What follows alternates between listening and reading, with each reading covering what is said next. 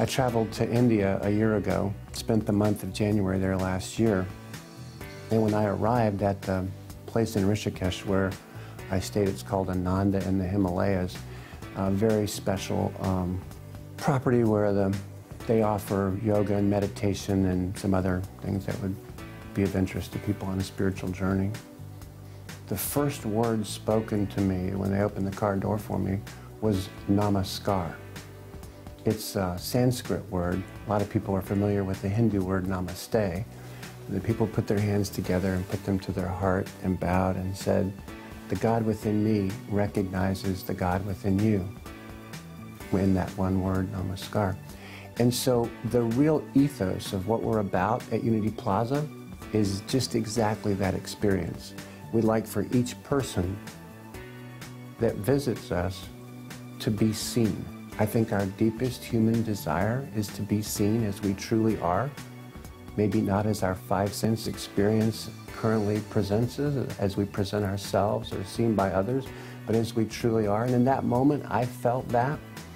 And that was a very powerful and palpable moment for me to see that is exactly what we're trying to create here. So we've created a really fun, unique environment with lots of restaurants and shops and apartments and retail and parking and all kinds of fun things.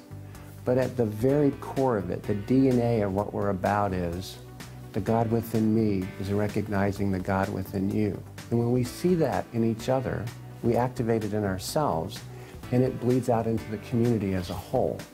And so our vision is that we create an environment and a location, an iconic gathering place where the community can come together and coalesce as we've never been able to do before. It began kind of as a typical real estate deal, but it was very challenging. There were obstacles that were insurmountable.